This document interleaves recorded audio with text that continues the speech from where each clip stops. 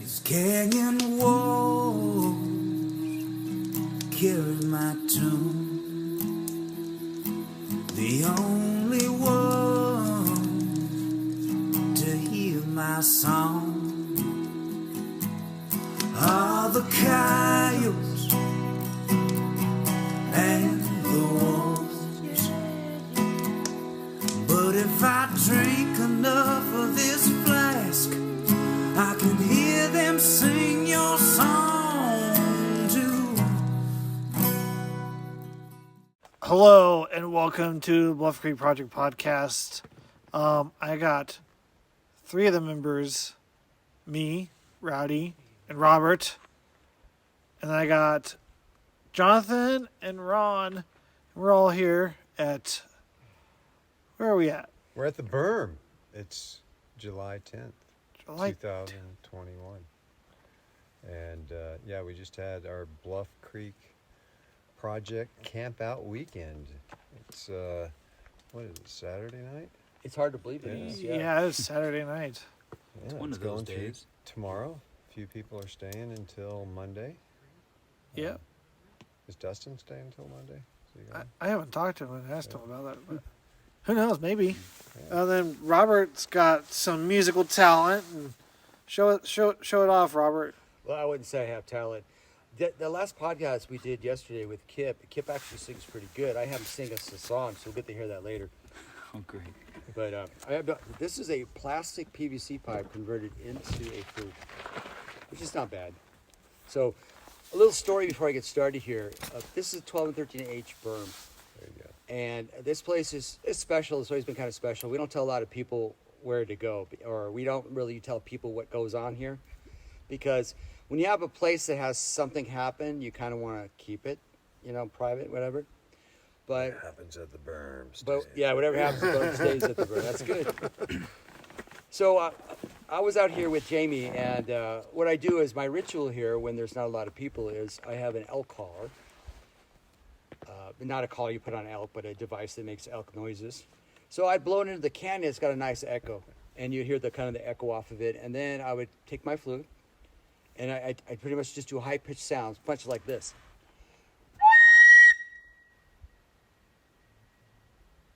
Oh, wow, that really resonated. Yeah, it's got a great echo to it, so you hear that. So I did it a couple times, and then I started playing my flute. And Jamie was just parked off to my left here. I'm facing uphill. And he has a recorder going. So I was sitting over there by the fire ring, which is to my back, and I was just practicing. And then Jamie goes, "Hey, Robert." He calls me Rob. Come here. So I stop playing, I go over to, and I go, "What's up?" He goes, "There's something down here. I heard something down here." So I'm listening, and then I hear what sounds like a flute being played back, just down this side over here. It could have been a bird. It was late in the afternoon, almost kind of duskish, darkish, and it was weird. But anyhow, so this place is kind of nice, and I like the echo, so I'll try a little bit here with my flute. There, that was pretty good. So, what was it we're talking about tonight?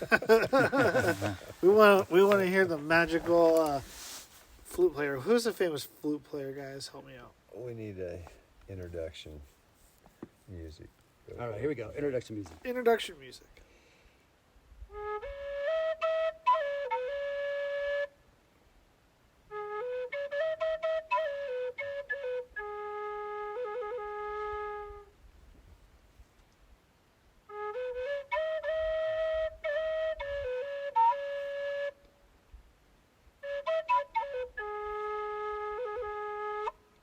That's all you get for tonight, folks. Oh, that's Excellent. awesome. It sounds a lot better when there's nobody around, though. No? I thought it was sounding great. No, I really did. I like it. So, we've been out here for a few days, and nothing's been happening up here, right, Rowdy? No, not the past 2 nights, I can say. No. Yeah, and then Chloe's been calm and sleeping well, so have I. So I know we, Jonathan, Ron, Alex, Petikoff, and Eli Watson, we all camped down on the film site, and we camped down there, and nothing happened, and really surreal to camp down there. Like, you've camped down there, right, Robert? Yeah. Alone. Oh, yeah. I had no choice, so I had to finish the grid map. And it takes a lot of time hiking back up to this berm section here. So I just thought, heck, it was in October 2011. I said, heck, it was like October 30th and 31st. It was like Halloween. I had to get it done. Because the week before I was with Rowdy, we did a whole bunch of the grid map stuff. We walked the map. We gridded it out. We're putting in the artifacts.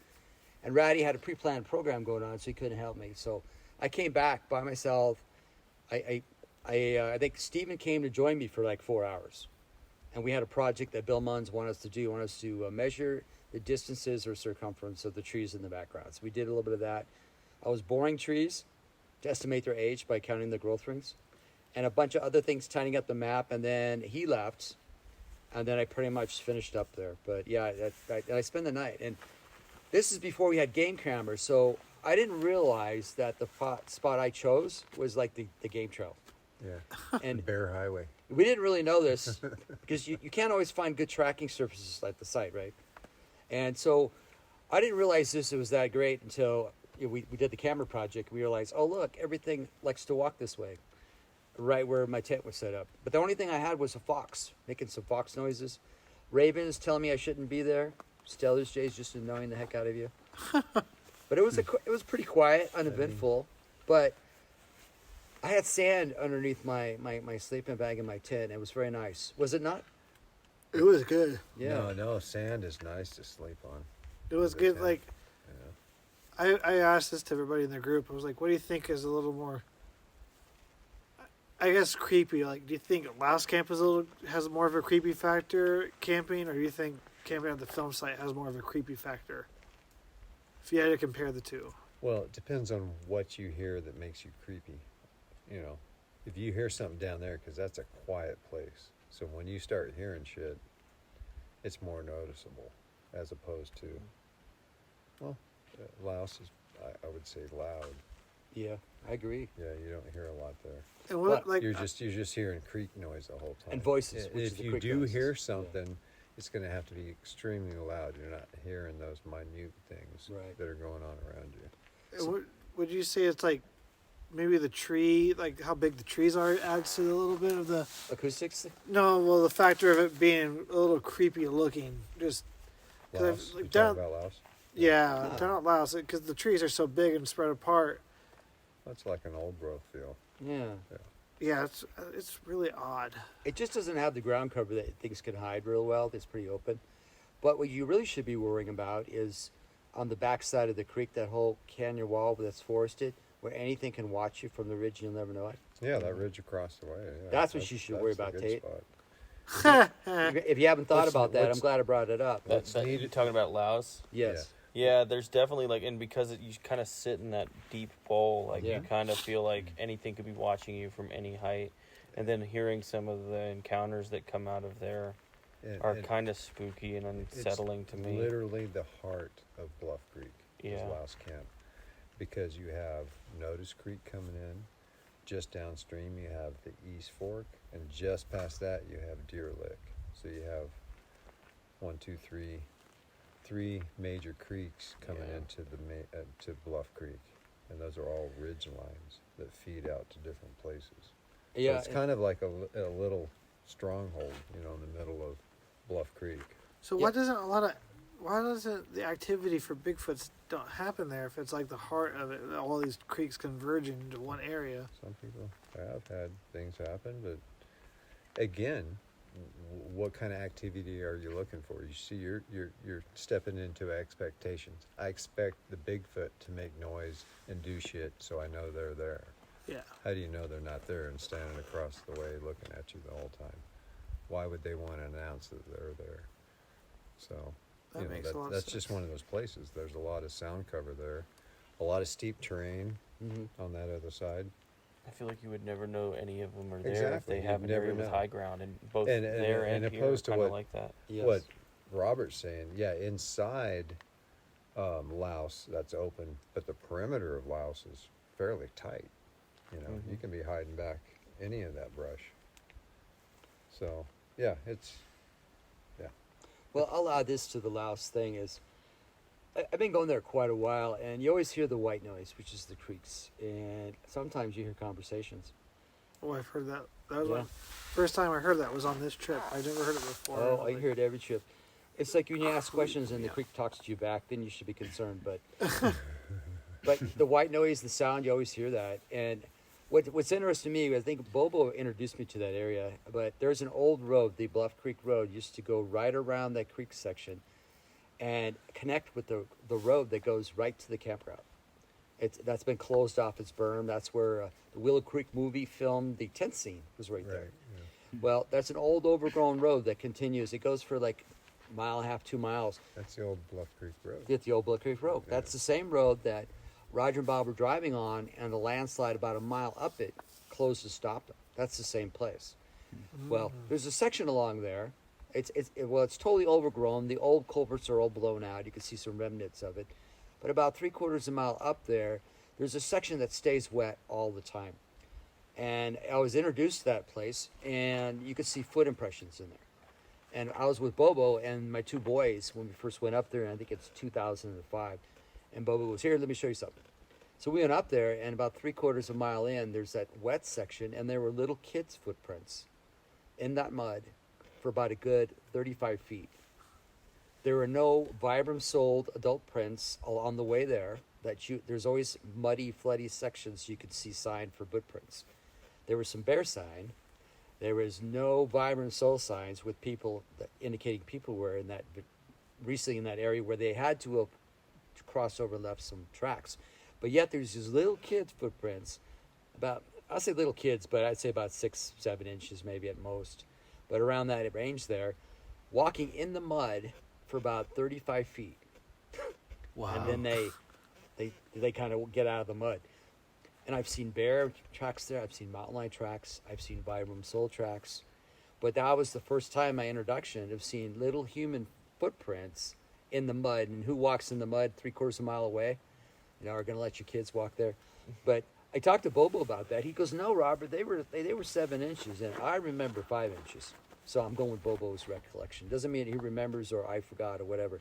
So, disclaimer, 5 to 7 inches. It's a big difference. But they were small Bobo enough. was trying to make them bigger. You're trying to make them bigger. Yeah. They were small enough to be little kids' prints. And what do you do with you? You take your kid there and let them walk in that mud barefooted? No way. And a mud print's going to give you a bigger Yeah. impression. Even larger than what they were. What the print is. So, yeah. But where are the human prints who walked over there to bring their kids on sections where you had to have left them? But anyhow, so you get to see some interesting stuff there. And anyhow, so Louse Camp doesn't really unnerve me. I find it very peaceful. Now, where we're at now, makes me listen a little bit more. Some other places I've stayed at make me a little nervous, but we all have our places that make us nervous for whatever reasons. Mm-hmm. And I have mine, and some of them I'm not going to share. But this is pretty much a well-known place now that we at Bluff Creek Project's been pretty much setting up our kind of our parking lot area here. But it's a nice place. I mean, I remember with Steven Stroyford when he used to go out with us a lot. We sat here in the very spot looking up straight ahead. So if you guys look up, you see the Bigfoot creatures in the trees looking down at you.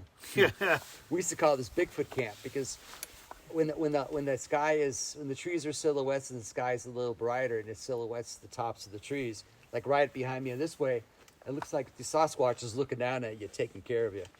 Or waiting for you to go to sleep to steal your food. No kidding. But yeah, the nickname for this was Sasquatch Camp that Steven Stroyford and I come up with. Do people still call it that or no? No, just Steven Stroyford and I call that. Very cool. Because And we don't for tell those, people for that. those people that aren't very acquainted to this place, this is the berm above the Patterson Gimlin film site. So I don't think that was mentioned. Just clarifying that for people Yeah, we got to. that where are following along here. Yes. We don't want to tell them everything. We have to just tell them, yeah, it's on the moon. It's a great place. Basically, it is the end of the road where you get out and walk down to the Patterson Gimlin film site. Roughly a half mile down and a half mile up Bluff Creek to the film site. So we're actually not too far away from the film site as a crow flies. Maybe 100 yards, 200 yards away. Or from as it. earlier today, as the drone flew. As the drone Yeah. flies. There you go. As the drone That's flies. a direct Yeah, you got some good footage there, Tate. Yeah, I took some drone footage today. That's going to be exciting to post later. But Good. I've never actually flown the drone, and to see it take off from here to go to there, I'm like, oh man, there's a lot of creek left before you get to the film site. Yeah, because when you think about it, right where we're at, there's a point. It's a good rocky base point. So I'm not worried about slides here. It's pretty secure. There's a ridge that goes down the hill. If you follow that all the way down to the creek, you hit the top part of the bowling alley, the long straightaway. And just down the trail, once you go over the berm, you're walking to the film site, you hit that big old landslide. That's close to the bottom of the bowling alley. Yeah. So it gives you an idea of that geographic area there. Huh. What do you... This ridge here, if you follow this ridge all the way down to the end of it, Mm-hmm. this is the top of the bowling alley. Like the finger ridge goes all the way Oh. down. This is the finger ridge to the top of the bowling alley. Hmm. The north end, in Yeah. case you guys are confused. You guys camped up there. What did you guys see when you were up Oh, there? you mean last year? It's almost like a year we did this with Ian. It was a year ago. Rowdy It and was myself. Last year. It was Yeah. our unofficial Bluff Creek camp That's the out. Scorpion Creek trip, right? Correct. Scorpion Creek. Ah, yeah. Yeah, Oh. Jonathan. So. I'll just jump in real quick on that. We've been talking about doing that walk to Scorpion Creek since when I first met Ian. We finally got to do it, and we did it. We hiked up it. It seemed like forever, but it was neat. There's actually a historical site, Ferris Camp. It's an old place that's in the bowling alley section on the left, of historical significance. And right before you finish the bowling alley, then it starts doing this snaking thing, and it's about a mile from pretty much. I'd say the mile from the film site is Scorpion Creek. Would you agree, Rowdy? I think maybe a mile and a half. But I'm going to go with 1.5 miles. yeah. Yeah. Okay, how's this? From the top of the bowling alley, Mhm. it's a mile.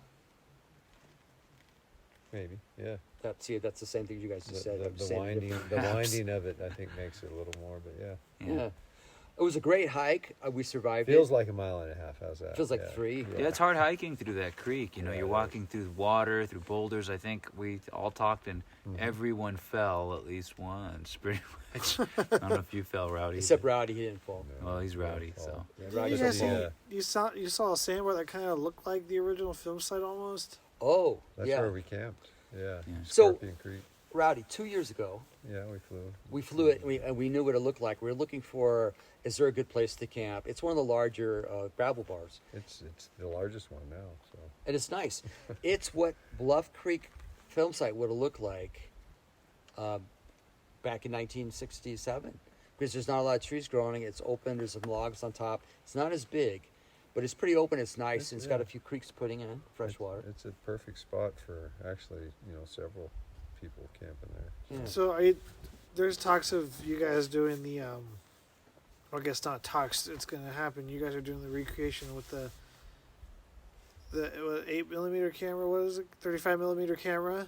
Oh, one more. Try one more. Keep your close. 38. 16. 16. Oh, millimeter. I'm so retarded.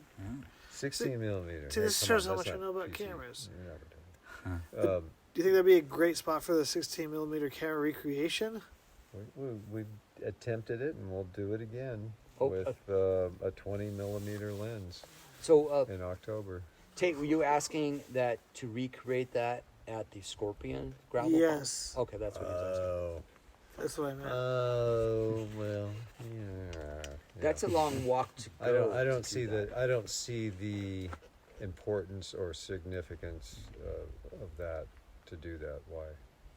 No, plus also, it doesn't have that like sand there. It's No, really it's not rocky. the Like same. It just it's hard to kinda- walk across. If we needed to do So- it for a movie or something, I could say yeah, but that's a hell of a hike to go Yeah. out and shoot a movie. But a helicopter could land there. Yeah, could. Our R-22 could land in that spot. There was an old road that went up from there. Did you ever get out from there, from Scorpion Creek, up that old road that was closed off? No, and the old road you're talking about is actually the old road that used to connect into this. Uh-huh. The 12 and 13H, whatever, it used to head out that way, and it kind of dropped down. So as you're coming down 12 and 13H. There's a little side road that you don't see that kicked out. And isn't that right? Yeah, that's right. Yeah. It wraps around on that side. On some of the older maps. But we did not hike up out of the creek at all, because that was our focus, was to go up to the north fork of Bluff Creek too. Yeah, the main so we fork set in up the camp, and then we hiked another mile. mile. Yeah. I came across some reading years ago, and I can't find it anymore. And it's the only reason I've ever heard of Scorpion Creek, and it didn't dawn on me till like a few months ago. There's a guy, last name, help me out, was Lyle Lafferty? Lafferty, yeah. Lafferty found tracks up the road No scorpions. by Scorpion Creek. Yeah. Correct? No, it's a pretty long creek system that kind of shoots back along the Go Road, and that's a pretty remote area. And from our drone footage, wasn't there a lot of old growth? Yes, still up and the in there? scorpion drainage. Yeah, there's a lot of old growth still up there. Yeah, there's tons of places that we, just around here we haven't explored. If you guys enough. come across that, let me know, because I was trying to look into it. I thought it was pretty neat, having been at Scorpion Creek. We should research that more, as far as if there's a place to drop in, maybe above on the Go Road, or if Okay, there's any Lonesome roads Roads. that kind of feed into Yeah. it. Because if we can get into the old growth, even though around here the old growth is starting to get more roadied with rhododendrons, and it makes it a little difficult to walk through. Yes, very difficult. But there's more of a chance to be able to transverse through old growth forest than the second growth stuff. So you don't want to bushwhack through an area that's been clear cut after a couple of years. No. It's the worst thing. It's better to travel through an area that still has some good timber on it, because the successional growth, the trees die off and the lower branches die off, and so you can actually walk through it and under it. Some of these other areas that get a lot of sunlight, they get overgrown pretty quick, and the pioneer species junk it up, and then the bigger species come underneath it, and it's really thick. And it's not fun traveling. Doesn't It's like sound trying to it. get through the film site before we started trying to, make it Yeah. easier. It's regrowth. It gets thick. Yeah, no, that's a good thing to research. Scorpion seems like a intriguing area. So. No, I got another question. Oh, before you say that, I just want to say Laverty also took some great shots of the Patty's tracks too. There's some of the good shots that were taken by him. He was up there like 3 days later or something like that, taking some shots. 3 or 4 days. Yeah, Oh, because he had weekends off, so he came back on Monday because he heard about it. Have Took you pictures? heard Daniel's interview with him? I have not. Laverty? No? No, you should look that up. Perez's interview with Lyle Laverty. Oh, that'd be neat. Okay. It's yeah. He was there after. I mean, he corroborates that there was only a single trackway. There wasn't several of them. now could you be able to drive down to almost the film site practically by car? Back then, you could drive past the film site. So how far would it be off the road? You mean where the graded road was in that they used to take their salvage logging?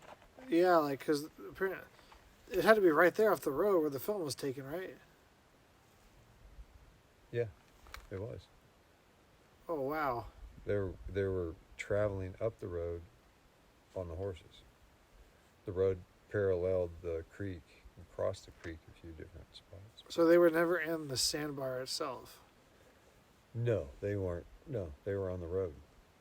I don't know if the road crossed there, or if I don't see how it stayed to the right. It seems too steep. It looks like it would have crossed there and went Well, to the that's just left. it, because we apply modern technology, modern what we see now Yeah. with the river bounces back and forth like pinballs Yeah. because of the rocky base material. What I was always told is that because, like take it now, you go to the film site, we used to say 8 feet, now it's actually taken another foot away. It's like it's 9 feet to where it used to be. I'll fill that in with gravel, and it's pretty much the creek is eating down the middle of that, and it pretty much stays pretty good there. Mm-hmm. And you have a nice wide road to drive on. You know what? I think at the film site is where it crossed back over, because the bowling alley to the berm side, which is basically what it is right down here, It's too steep to have a road on it. But the other side has that embankment. It's wider. So that would have been a natural place where they'd cross the creek to go to the other side. Are you talking about above or below Dehindenzix? At the right there where they saw Patty is basically where it goes across. Maybe it did cross the. No, it didn't. We got to look at those overview shots. I think again. there was on the far right, I believe. We got to look at the overview shots again because I don't see how the road stayed on this side of the bowling alley. Well, I've seen It's too those like steep. Dehinden pictures, and it doesn't look like the road goes under him. You know, like he's taking those pictures down at the film site. Mm-hmm. Like it's kind of when he's like looking right below him. I don't see how there could be a road there. Well, So I think it maybe did cross there, just going off of that picture and kind of putting Just right two at the and two corner, together. right at the end of the bowling alley. So you're saying the 71 overview. Yeah. Yeah, Isn't- I don't see a road under him. Well, from the shot position on the high up, but- southeastern corner, you see the tops of the alder trees Mm-hmm. at the bottom of the frame. So it's really hard to see if there were a road down there. So it's difficult. There's got to be some paperwork somewhere. That Yeah, I just has question it when we walk up the bowling alley. I'm like, Mhm. there's no way they could get a road on that Well, side. let me put it this way: where's Ferris Camp? It's on the left, It's on the left, Yeah. right? Yep. and the right is steep. So I just think that never know. it crosses somewhere and gets over on that side. We'll never know. And then the way that creek loops back and forth from there on, it's hard for it to stay on one side of the creek the whole way. So I think there was a lot of crossings back then Yeah. on that creek road.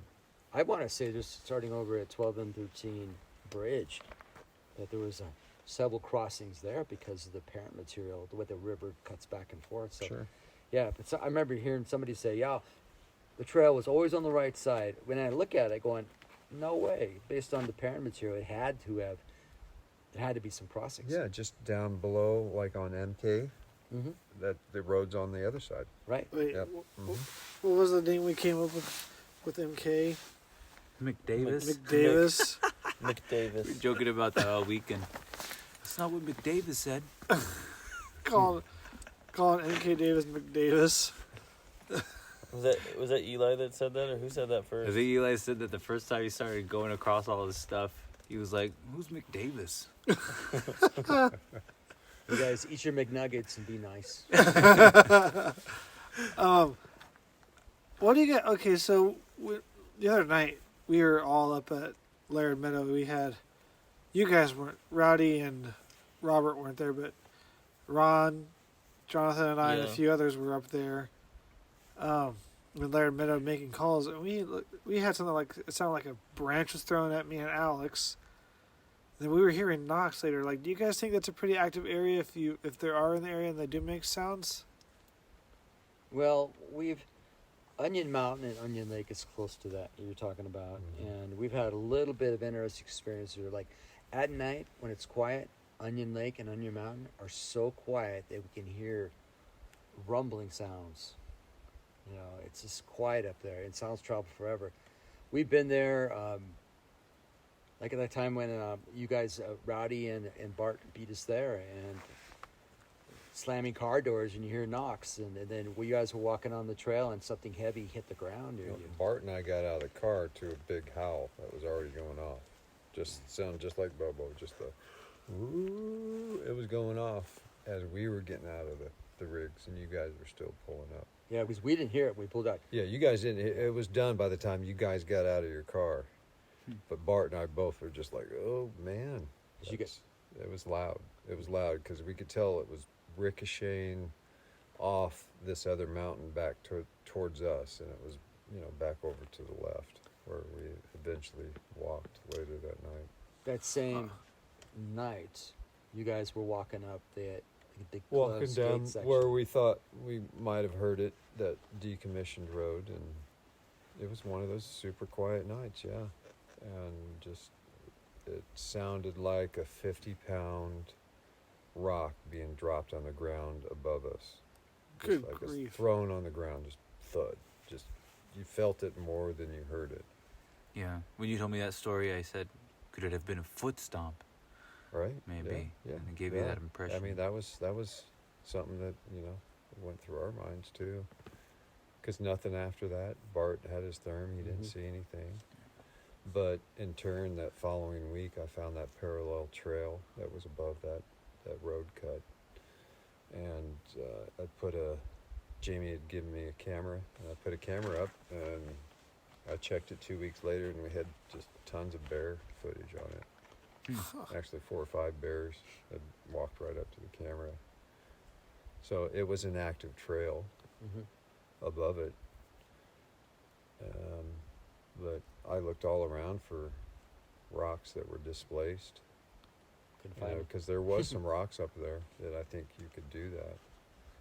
But all my experiments with that substrate is you pick up a rock and throw it down, it always bounced. It wasn't a single thud. It takes pretty good soft sand to drop something that big or throw it on the ground that big and not have it bounce a little bit. Or a larger rock to make it with the weight to keep it from bouncing as much. Well, yeah, if it's big enough, sure, yeah, it just lands. And it has the right substrate. Or it's a flat surface, it's going to land flat, yeah. But a little off topic, but not yet. That was the test case for the Bluff Creek camera project. That's what started it. Yeah. Yeah, I think so. Yeah, was getting good bear footage on that, and Jamie was like, "Let's put those cameras down at the film site." What'd you think about Bigfoot before that, and what'd you think about Bigfoot after you heard that? I think I was excited enough about Bigfoot during that time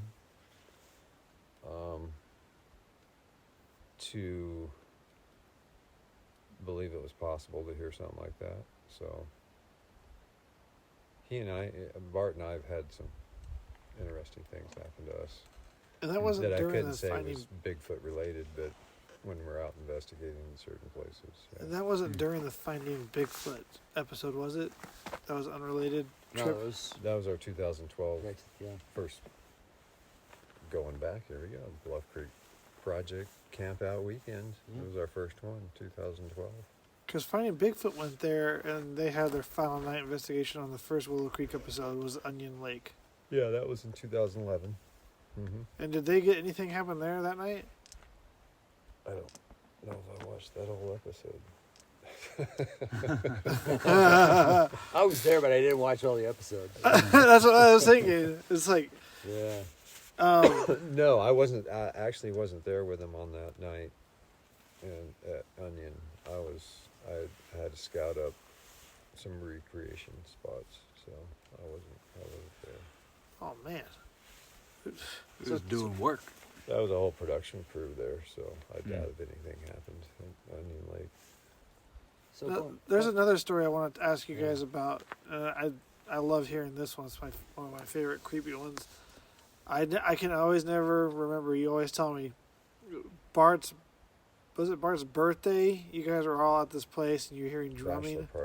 Bachelor party. Bachelor party. I wasn't there. It's like a but Robert birthday. was, yeah. So what happened? Well, we were invited to a party, and we stayed there for like 5 days, and Bart eventually got married. No, not that. The activity you had that. Oh, the activity I had.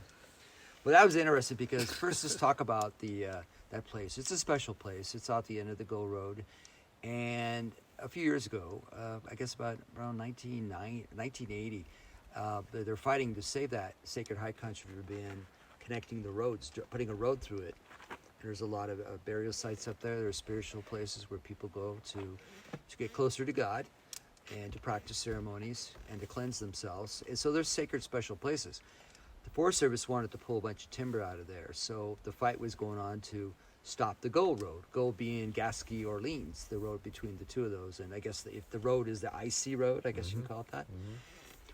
Well, they were successful, and they declared a lot of it wilderness. And there's an old road, which is Deep Trail, that goes right from pretty much from Elk Valley to the end of, the northern part of the Gasky, the Go Road there.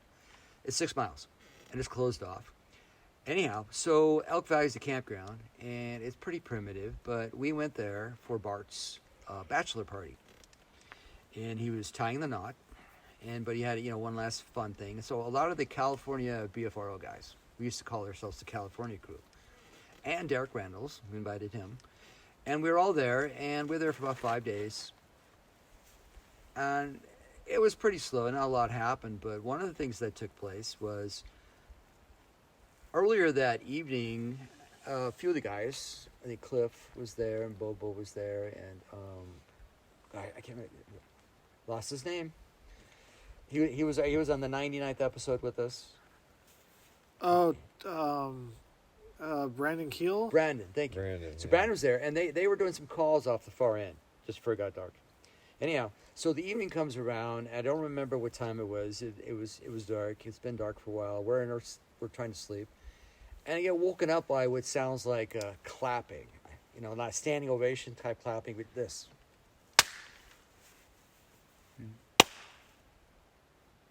Huh. And so you hear that sound. It starts way at the far side near the canyon of this place, and it makes its way around in a clockwise direction up the side of the hill over undulating terrain, which means if you are in the same position and you circle somebody and you do the same clap and there's nothing to block the sound, it sounds exactly the same. Whatever it was, or whoever it was walking, going down and then up and down, and you can hear the sound pitches change because it was muffled based on terrain. But we heard that. All of us woke up for it. Wally Hersham had a recorder going, and he played it back, and there were 62 or 64, I get those claps. So I'm saying claps, but the first idea was they were knocks. But how do you take a knocking stick and you walk along and you make the same sound 62 times. 62 times on different trees that have different densities and positions? Yeah. So that's why the suggestion I was thinking was more like a clapping sound or a clapping stick. And it moved around our positions pretty much. We were strung out for probably about a good 200 yards, 300 yards for our different camps. And it went around the whole outside. But there probably were other people up there that could have been practicing traditional things, and we happened to be there. And one of them was walking around at night, making noises or whatever, or maybe chasing off, spirits or whatever it is. But anyhow, we heard that, and it was recorded. We did not see any Bigfoot creatures. We did not, see any footprints up there in terms of, because the stuff was dry, and it was hard to read the terrain. I was going to add to that. So that's just one of those things that take place, and you don't really know what it is, but it's unusual. But since you have no eyewitnesses in terms of seeing the people or the things, then you have to just say it was unusual, and it was probably one of the ceremonies up there. But one of the things that was suggested was there was deer hoofs. But we got to listen to deer hoofs last night over where we camped out, and they sound very different than loud clapping-like sounds.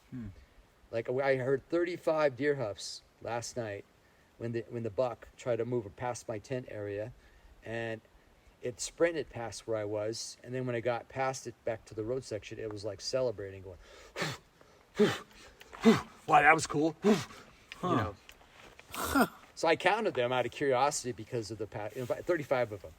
But they weren't very loud, and they were very distinct, so that was unusual. And then to add to that, on my birthday on that same trip, I'd walk up the trail past, up the old Jeep trail out of the campsite area, and it hit a ridge, and then it hit some rollers. Well, on the way up this ridge, I was about 3/4 way up. It was midday, it was hot, and about 3/4 way up, I started hearing drums. Well, I thought it was my heart beating in my ears because it was hot. I was dehydrated. Sometimes you will hear your heart beating in your ears. But it was distinctive drums. And when I got almost to the top, I stopped hearing it. That doesn't mean that, it could also mean somebody was, practicing up there as well. So it's just unusual things up there in Elk Valley. But that's just some of the exciting things you can run into. Wasn't there someone that came out of the dark that just came walking by you guys' camp too? That I do not recall. There are other people who go up there. They go up there to be away from people, to practice, and they fast before they go up. They sweat. They go up there, and then they're trying to recharge their batteries, so to speak, and part of the ceremonies.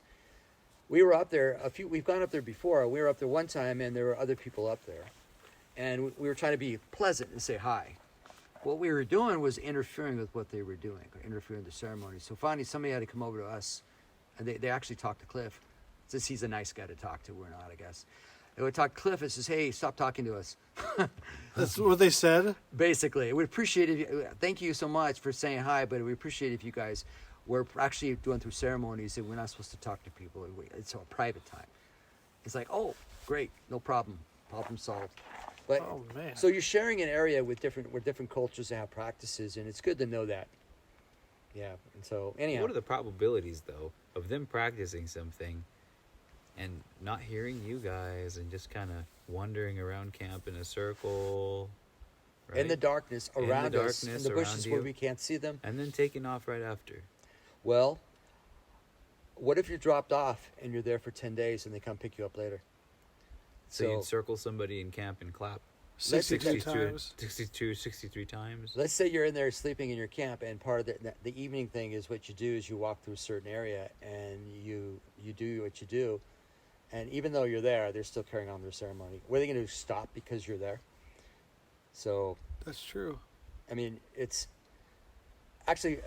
Let me put this: there's a time period where they will shut down an area in Six Rivers and say, this weekend will be the Native peoples have some things going on here. We'd appreciate it if you would not come to this area for at least for 7 days for this weekend. Yeah. And you respect that, and you go other places, and you go camp other places. But when we were there were no signs up. But there was a vehicle in the area there. We'd never seen anybody around it. But you can also park there and go into the wilderness. Yeah. It's a gateway to the wilderness to the north for the Siskiyous. So just because you see a car, it could mean somebody's camping in the wilderness and they parked it there. Or it could mean somebody's there practicing ceremonies or whatever. You don't really know. So we assume a lot, and right away it's unusual, so we want to pull the Sasquatch card. But there's a lot of things going on that we might not understand, but some things that happen we just can't explain.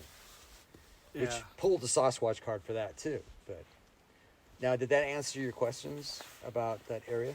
Yeah, that was good. That's all I They're wanted to know. really good about not saying the name until the end.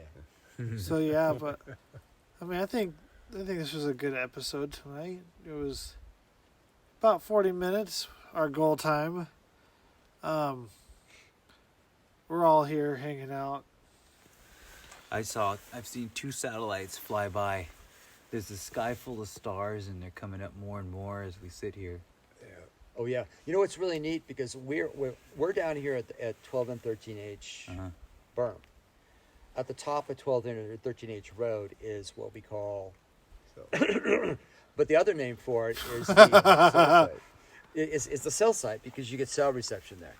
And as the sun goes to the other side of the world, I know this is new to you guys, but when it goes that way and it keeps disappears, the sky gets a lot darker. Like right now, you can still see the light over there. Yeah. So about 2 a.m, it's pretty dark, and you can see the Milky Way across, and it has different colors in it. And the satellites just pop. They're going all sorts of different directions, and that's what we do the last couple of nights, was just looking up through a night vision scope, looking straight up Gen 3 and just watching, looking for satellites or shooting stars. You see a lot more stars with a Gen 3. Oh yeah. Yeah. Oh, it fills it up. There's a satellite right there. And it's getting to be bright, and there's a lot of them. It's like a busy intersection there. It is. How do they not run into each other? How did those satellites not bump Here into comes those other another white one. things Look at over this there? one. This one head across the other one. That one's fast. I used to have this Straight up. app that shows you everything, including like space junk, and I cannot believe how much space junk we have flying around up there. Like it's like we've polluted outer space. It's a lot of stuff. What's Great. the movie with the robot? iRobot? No. Animated. Wall-E. Wall-E. Wall-E, yeah. Bally. I'm sorry, I'm lost. What show is I that? see it. Look at Oh, that. you There gotta it watch goes. it one day. It's a Pixar great movie. show. Well, What's the Robert, name of it? That satellite's Disney getting quick. Pixar movie. Wall-E. Ro- Oh, okay. Wall-E. Oh, Robert- that one. Yeah, that's right. My kids watched that. Okay. Do you want to take us out with some flute playing real quickly? Take you out. I can hit you with this one. Is that what you want? Yeah, hit us with a flute. Here, hit me, Robert. We got a UFO in the background, too. Yeah, I'll put you guys to sleep here so the Sasquatch can tap you out. All right, let's do it. There you go. My rendition of Green Sleeves. I gotta lick my lips so it looks all good.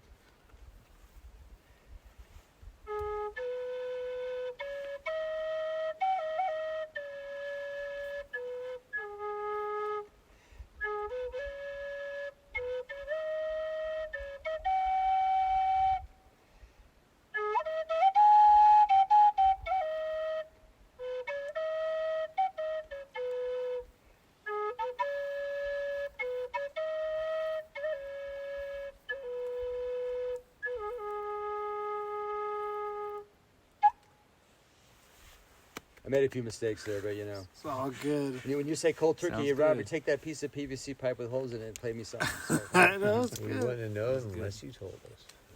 Well, until next week, guys, we're the Bluff Creek Project Podcast. Have a good night.